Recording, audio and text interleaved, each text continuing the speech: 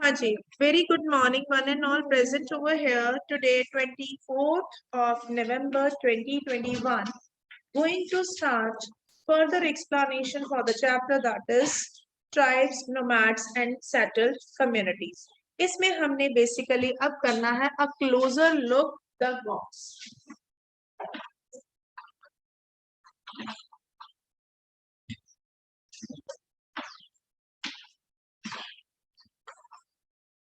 God's के बारे में सबसे पहले इसका हमने क्या देखना है area.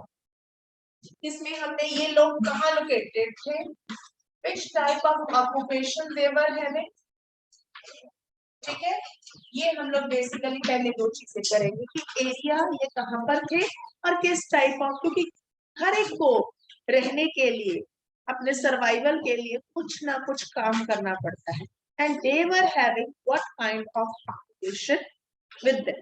So the Gonds live in the vast होता बहुत बड़ा forest area region called गोदवाना। इस लैंड को जहां पर ये रहती है that is called Gondwana. Gondwana land form है टाइप, तो गोदवाना लैंड है और a country inhabited by the God's.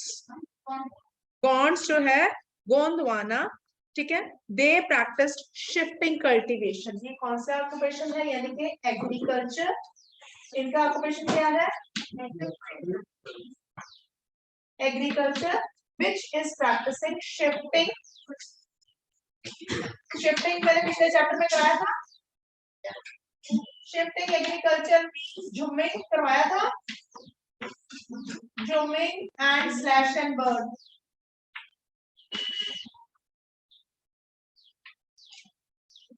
करवाया था बच्चे, ठीक है। सो the large Gond tribes was further divided into small clans. अब देखो clans क्या होता है, large Gond tribe was divided into different groups that are called clans. ठीक है, clear? So clans, each clan had their own राजा और राय। हर clan का अपना क्या है, राजा। हर एक का अपना राजा है, राजा राय, ठीक है, कुछ भी कह सकते हैं। हर एक का अपना राजा एंड अपना राय। About the time that the power of the Delhi Sultanate was declining, a few large Gond kingdoms beginning to dominate the smaller Gond chief. धीरे धीरे जब दिल्ली सल्तनत पीरियड जो था वो डिक्लाइन हो रहा था, मींस 1500 तक आते आते, तो कुछ राजा means clans they trying to dominate the further weak and trying to make their land as a big. अब यहाँ से ये वाला लैंड के साथ, इज इट ओके? एक एक राजा वीकर राजा को कंट्रोल करता हुआ अपना एरिया स्पैन जो है वो बढ़ाना शुरू, आपस में, ठीक है ना। So the Akbarnama, who wrote Akbarnama? Abdul Fazal Akbarnama लिखा था, जिसको 3 वॉल्यूम्स में लिखा था उसने। इन्हें अकबरी बाद में एंड वाला कॉलम था जिसमें सारा एडमिनिस्ट्रेशन एंड ऑल दैट लिखा था। So Akbarnama, Akbar history of Akbar's reign mention the Gond kingdom of Garhakatanga. यहाँ पर उसने अकबरनामा में भी अबुल फजल ने लिखा कि गॉन्ड के बारे में, गॉन्ड ट्राइबल कम्युनिटी, और जिसमें लिखा कि यहाँ पर एक किंगडम था ग्रहकतंगा, नाम आ गया, a kingdom named Grahakatanga under the Gonds which were having 70,000 villages. इतना बड़ा kingdom, 70,000 village. Is it okay? आज के डेट में इंडिया में कितने विलेज हैं ये आप फाइंड आउट करके आओ।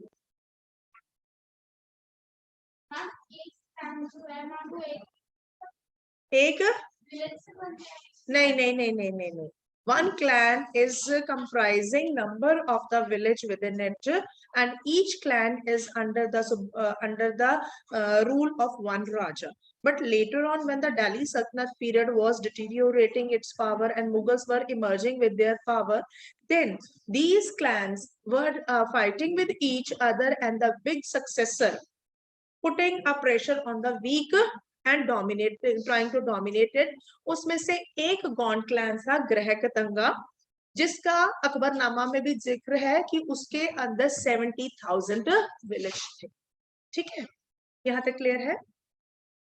सो द एडमिनिस्ट्रेटिव सिस्टम, अब ग्रहकतंगा के बारे में बात करें। एक क्लैन जो बहुत बड़ा, which is comprising 70,000 village, that's name is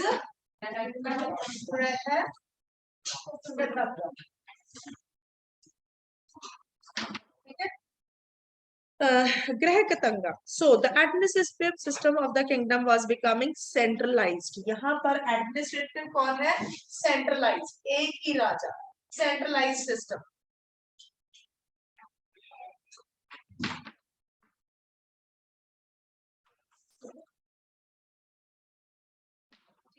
Centralized system.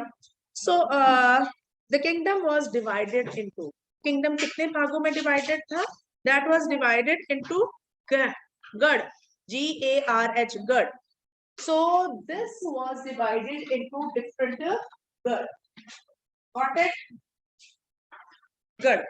And particularly Gond clan. This was further divided into units called 84, village called Churasi. हर एक गढ़ में कितने हैं यूनिट्स? 84, 84, जिसको हम लोग 84 को बोलते हैं। सो 84 एंड वाज सब divided into Barhaut. Barhaut means 12 दर्जन। Barhaut which is made up of 12 village. 84 is further divided into Barhaut. Means अब हमें ये स्टेप्स याद करने होंगे। क्लैंस डिवाइडेड इनटू गढ़, गढ़ डिवाइडेड इनटू 84, 84 डिवाइडेड इनटू बहरौत। ठीक है, आप सीक्वल में ऐसे लिख सकते हैं, क्लैन, क्लैन डिवाइडेड इनटू गढ़, गढ़ डिवाइडेड इनटू 84, ठीक है, एंड 84 डिवाइडेड इनटू बहरौत। यहाँ पर 84 विलेज कर लो। यहाँ पर क्लैन में कितने थे? 70,000 विलेज। और ये गढ़ मतलब उस क्लैन का फर्दर डिवीजन, और फर्दर गढ़ के 84 का बहरौत 12। इसे चुके, ठीक है, बैठ जाइए। So the emergence of large state change into the nature of bond society. They are basically equal society gradually got divided into unequal social class. यहाँ पर unequal social class थी। Brahmanas received land grants, more from the Gonds Raja and becoming more influential.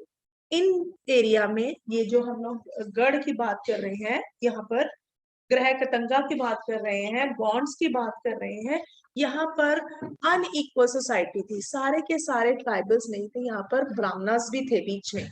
तो Brahmanas were receiving the land grant from the raja. कौन से राजा? ग्रहकतंगा राजा और गॉन्ड्स के और सारे राजाओं से। So more and the Gond chief now wished to be recognised as a Rajput. वो अपने आप को क्या कहलाना चाहते थे?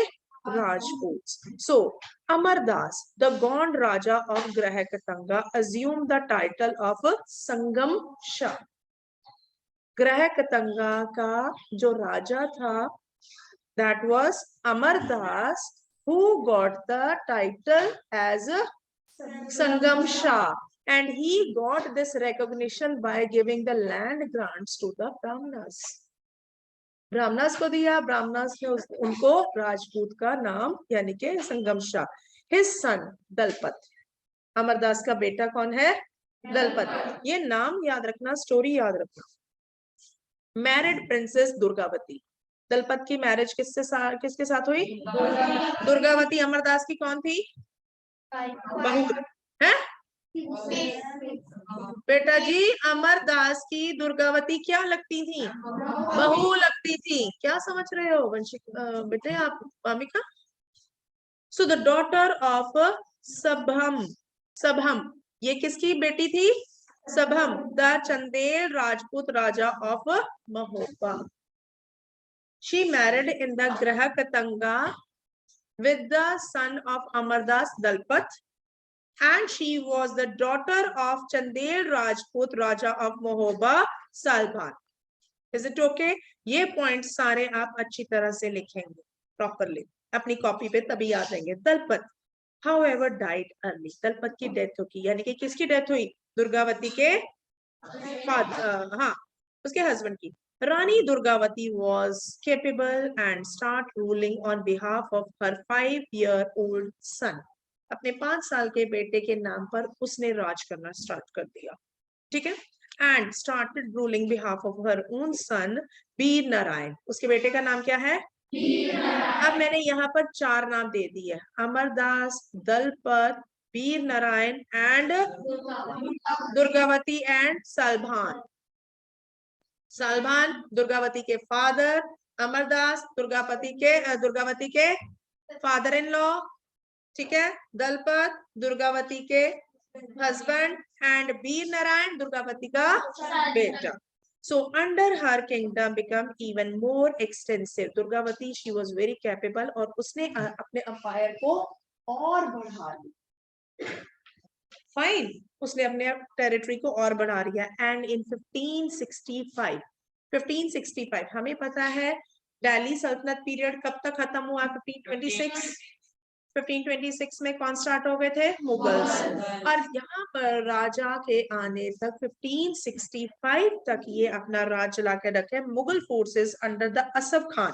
अटैक ग्रहकतंगा, असफ खान, किसने अटैक किया ग्रहकतंगा पे ऊपर? Asaf Khan. A strong resistance was put up by Rani Durgavati. She was defeated and preferred to die rather than surrender. अपने आप को सरेंडर नहीं किया, उसने मौत को गले लगाना मुनासिब समझा। Her son too died fighting soon after. Grahakatanga was a rich state. It earned much wealthy by trapping and exporting wild animals by the kingdom. When the Mughal defeated the Gonds, they captured the huge booty. अब booty पता लग गया क्या? सारा कुछ material of precious coins, elephant. They annexed the part of kingdom and granted the rest to Chandra Shah, the uncle of Veer Narayan. उसके चाचा को चंद्रा शाह यानी कि अमरदास का दूसरा बेटा, ठीक है, Veer Narayan. Despite the fall of Grahakatanga, Gond kingdom was survived for some time. However, they become much weaker and later struggle unsuccessfully against the stronger Bundels and Marathas. यहाँ तक किसी को कोई डाउट हो तो हाँ बोलो। 1565 पीरियड अकबर का था ना, अकबर का पीपुल राजा था, वो अटैक करता है बेटा उसके उसने किया सेनापति। किंगडम को तो एक्सपेंशन में लगा ही हुआ था ना, है तुम्हें दुर्गावती की एक्सटेंशन वहां पर पड़ी होगी, पर वहां ये नहीं बताया शी बिलोंग्स टू ग्रहकतंगा क्लैन। फिर तुम लोग देखो रिलेट कर सकते हो कि वहां आपको इंग्लिश में ये स्टोरी दी गई है, सोशल साइंस में हमें गॉन्ड्स के बारे में, सारा गॉन्ड्स की ट्राइबल कम्युनिटी के बारे में, उसकी प्रॉस्पेरिटी और उसके वर्क के बारे में, ठीक है, वो बताया गया। हाँ जी, आप वॉच देख लो बेटा, that is much necessary as compare to your book and it is a habit of you all four, not only you all four. Next आ जाता है द अहम्स, दूसरी कम्युनिटी अहम्स। गॉन्ड्स के बारे में पता लग गया।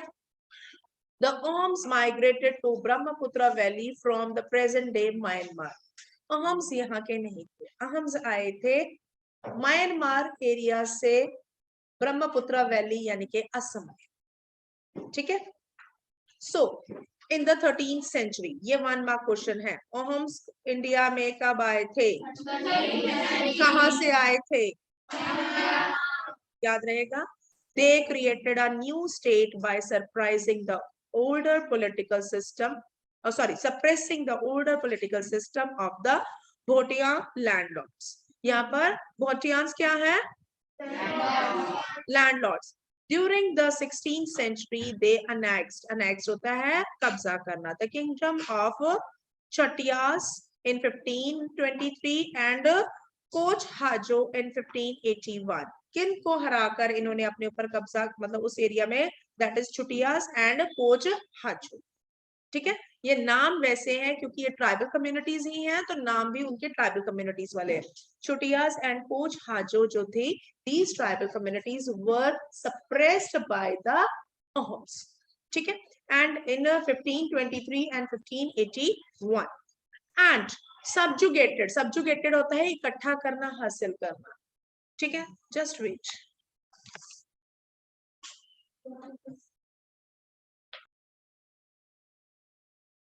हाँ जी, एंड सब्जुगेटेड होता है इकट्ठा करना many of other tribes. The Ahom build large state and this they used fair arms as early as in 1530 and in 1660 they could even make high quality gunpowder and cannon। उन्होंने weapons बनाए, gun powder बनाए, cannons बनाए, इस तरह से उन्होंने अपना umpire को और यही एक कम्युनिटी थी जिनके पास वेपन्स थे। Aham was a community who were having a matlab new types of weapons with them to defeat the enemies. However, Aham forced many invasions from the southwest। Ahams को बहुत सारी साउथ वेस्ट यानी कि south west से invasions जो भी नए आ रहे थे उनका सामना करना पड़ रहा था। 1662 अंडरलाइन कर लीजिए, द मुगल अंडर मीर जुमला attacked the Oham kingdom despite his brave defense। अब देखो इधर गॉन्ड्स के ऊपर किसने अटैक किया था? असफ खान। और ओहम्स के ऊपर किसने अटैक किया? ये दो पॉइंट अलग अलग लिख के रख लो क्योंकि एमसीक्यूज में दोनों नाम आ जाते हैं, तुम लोग कंफ्यूज हो जाओगे। Asaf Khan attack on Gonds and Mir Jumla attack on Ohm's. ये भी हमारी इंग्लिश एक्सेंट बेटा सारा सिलेबस जब सेट किया जाता है ना तो आपके माइंडसेट को रख के, और हम लोग देखें ये सारा इंटीग्रेटेड कॉम्प्रिहेंसिव एजुकेशन प्रोसेस के अंदर आता है। क्योंकि इंग्लिश में इस स्टोरी को पढ़ोगे तो कहीं ना कहीं सोशल साइंस के पॉइंट्स मिलेंगे, सोशल साइंस को जब पढ़ रहे हो तो कहीं ना कहीं इंग्लिश और ग्रामेटिकल कंटेंट जो है वो तुम लोगों को और नॉलेज मिल रही। तो ये हम लोग हमेशा कंपैरेटिवली इंटीग्रेटेड स्टडी के रूप में पढ़ते हैं सारे सब्जेक्ट। हिंदी में भी कुछ ऐसे टॉपिक्स आते हैं जो तुम लोगों की स्टोरीज से रिलेट करते हैं। हाँ आते हैं ना। Aarav Prabhakar please stand up because I am watching you from last 5 minutes and you are continuously talking with your friend. So Mir Jumla, who attacked on them despite the brave defense, the Ahoms were defeated. Ahoms के पास weapon भी थे, Ahoms के पास area भी था, लेकिन फिर भी वो हारे। But direct Mughal control over the region could not longer last. यहाँ पर मुगल्स अपना रूलर ज्यादा देर नहीं चला। Ahom state depend upon forced labor। यहाँ पर किस तरह का प्रथा चलता था? Forced labor, bounded labor। Those forced to work for the state were called packs, P-A-I-K-S, packs। Underline करिए, those forced to work, forced labor का काम चलता था, forced to work were known as packs and census होती है। अब census क्या होती है पता है? नहीं पता। census होता है, मैं बताती हूँ, पहले मैं बताती हूँ। सेंसस होता है डेमोग्राफिक प्रोफाइल को एक्सटेंसिवली स्टडी करना। मींस एवरी 10 ईयर हमारी कंट्री में पूरा का पूरा extensive study of what is birth rate, what is death rate, what is the population, size of population, what is the level of literacy, सारा study करना कि कितनी पॉपुलेशन वर्कफोर्स है, वर्कफोर्स मतलब काम करने वाली है, कितनी तुम्हारे जैसे बच्चे जो डिपेंडेंट हैं, कितने बुजुर्ग डिपेंडेंट हैं, ये सारा डेमोग्राफिक प्रोफाइल को स्टडी करना for the development of the country after every 10 year is known as census. सुनिए अभी ये कोविड के कारण थोड़ा सा डिले चल रहा है, सुनिए ठीक है। So this is called a census. So this is a census of the population was taken. Each village had to send the number of the packs by rotation. Her village को अपने rotation में PACS को मतलब force labour को भेजना होता था, और अगर किसी एरिया में पॉपुलेशन कम है तो इन पैक्स को वहां पर मूव कर दिया जाता था after getting the result of the census, rotation basis पे, ठीक है, ताकि हर एरिया में हर विलेज में जो पॉपुलेशन है वो बैलेंस्ड हो। बात समझ आई? क्लियर है या नहीं है? Yes. So each village had to send the number of the packs by rotation. People from heavily populated area were shifted to the less populated area. Place. Ohm's clans were thus broken up. धीरे धीरे Ohm's clans कौन से होते हैं? Groups. पता लग गया ना? Groups. By the first half of the 17th century, the administration became quite centralized. Almost all the adult males served in the army during the war. Ohm's के सारे लोग जितने भी अडल्ट्स यंग होते थे उनको आर्मी में सर्व करना ही पड़ता था. Eight other time they were engaged in building dams, irrigation system and other public works. The Ohms also introduced new method of rice cultivation. यहाँ पर 2 marks के क्वेश्चन है.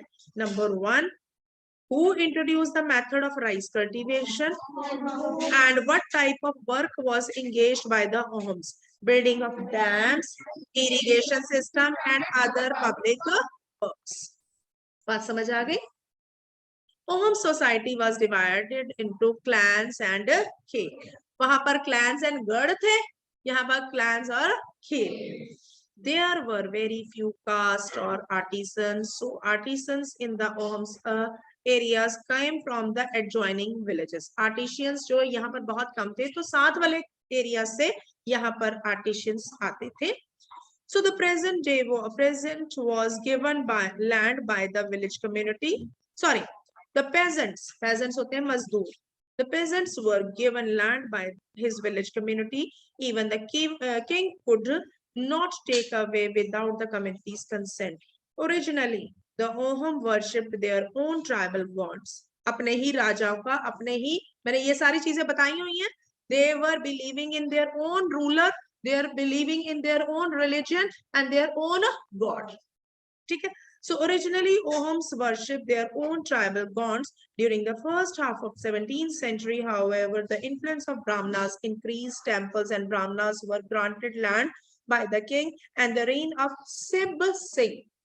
Sib Singh के टाइम पर 1714 से 1744 यानी कि 1714 to 1744 Hinduism became the predominant religion, and the Oham king did not give up completely their own traditional belief after adopting Hinduism.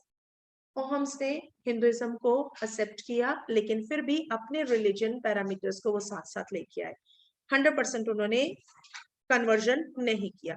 Oham society was very sophisticated. बहुत अच्छे sophisticated थे. Poets भी थे इनमें, स्कॉलर्स भी थे. दे वर गिवन लैंड ग्रांट्स. उनको राजा land grants देते थे. पोएट्स को और स्कॉलर्स को राजा लोग क्या देते थे? ब्राह्मणास को भी लैंड ग्रांट्स देते थे और पोएट्स और स्कॉलर्स को भी.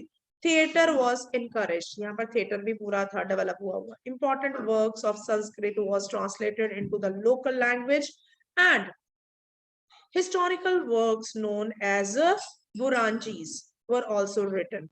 First in Aham language and then in Asmi language. क्योंकि अहम कहाँ पर थे? असम. ठीक है, यहाँ तक किसी को कोई डाउट ना समझ आया? कंक्लूजन. कंसिडरेबल पहले से दबाए जा रहे. ठीक है, डोमिनेटेड, प्रीडोमिनेटेड, पहले ही डर, पूरा फतेह डर. ठीक है. कंक्लूजन. अब हम लोग इस निष्कर्ष पर पहुंचते हैं, इस डिसीजंस पर पहुंचते हैं that considerable social change took place in the subcontinent during the period they have been examining. Varna based society थी and tribal people constantly interacting with each other. Varna based Brahman, Kshatriya, Vaishya, Shudras and tribal communities with the different clans and girds, they were merging themselves because of the expansion of the population and expansion of their territory. So this interaction caused both king of the society to adopt the change. There are many different tribes and they look up the diverse livelihood over a period of time. Many of them merged with the caste-based society. Varna-based society was shifted into caste-based society, and however rejected both the caste system and orthodox Hinduism. Some tribes established extensive states with well-organized system of administration, and they thus become politically powerful. This brought them into the conflict with the larger and more complex kingdom and empire. धीरे धीरे वो अपने ही area में इतने ज्यादा develop होते चलेंगे कि वो दूसरे किंग्स के साथ वॉर करने में अपना किंगडम पूरा का पूरा लगा. So these tribal communities living the settled life after that becoming the warriors and expansion their own territory. We have come to know about the Gonds and Ahams. Gonds में हमारे सारे रानी दुर्गावती की, वो आपने इंग्लिश में भी किया हुआ, that is very nice, that will help you out. Veer Narayan कौन थे, अमरदास कौन थे, दलपत कौन थे, दुर्गावती कौन थी, इसको 5 मिनट में अभी रिवाइज करेंगे. और अहम्स, who has brought up with the idea clans, और उसके बाद उनके ऊपर मीर जुमला ने अटैक किया. They were defeated. In spite of having weapons, they were defeated, but उन्होंने अपनी power को give up नहीं किया. They tried to develop the work of irrigation, public work department, and rice cultivation they had introduced. ठीक है, and system of a building of construction of dams they had done, because वहां पर river कौन सी है, ब्रह्मपुत्र, तो dam construction भी उन्होंने खुद स्टार्ट. यहाँ तक किसी को कोई डाउट? 5 मिनट दे रही हूँ रीडिंग के लिए, ठीक है. After this we will go with all the question answers, और या फिर हम लोग कल करेंगे इसको, ठीक है बेटे.